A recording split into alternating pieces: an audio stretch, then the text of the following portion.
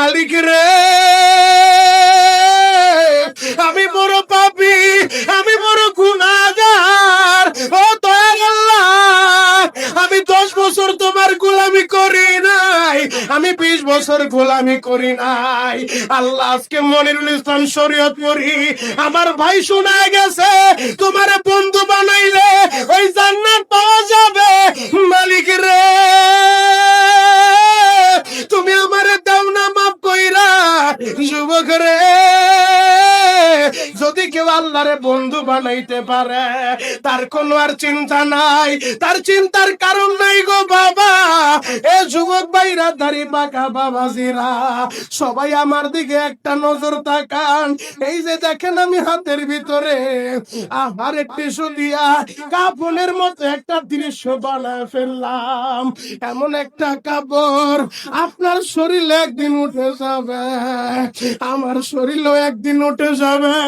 ও chairman ভাইরা, ও member ভাইরা, ও নেতা ভাইরা, ও আলেম ভাইরা, এখন কাঁদতে বলছি, শুধু কাঁদবা। জীবনে কত জায়গায় আমরা গোসল করলাম। আহারে, কক্সবাজার ঘুরতে যাইয়া সমুদ্রের ভিতরে গোসল করলা, কুয়াকাটায় ঘুরতে যাইয়া সমুদ্রে গোসল করলা।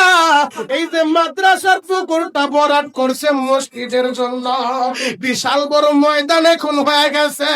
এই পুকুরের ভিতরে কত মানুষ গোসল করছে, আবার পিছনে একটা বিরাট পুকুর হয়ে গেছে, ওই পুকুরে কত মানুষ গোসল করবে। ও সোনামুখীর বাবা গো, তোমার বাড়িতে নিজের টিউবওয়েলে কতদিন তুমি গোসল করছো? তোমার বাড়িতে দামি একটা গোসলখানা বানাইছো, বিদেশি ঝর্ণা লাগাইছো, ওই ঝর্ণার পানি দিয়ে তুমি আর আমি গোসল করি। এমন একটা দিন তোমারও আসবে, এমন একটা দিন আমারও আসবে।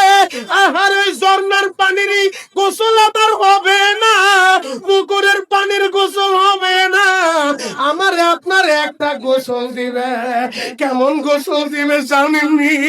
পুরোই পাতার হালকা গরম পানি দিয়া, আহারে মসজিদের কর্নারে পড়ে থাকা 4 পায়ের খাটিয়াটা বাড়িতে নিয়া পর্দা দিয়া একটা ব্যারিকেড দিয়া পুরোই পাতার গরম পানি দিয়া আপনারে আমার গোসল দিবে গো বাবা।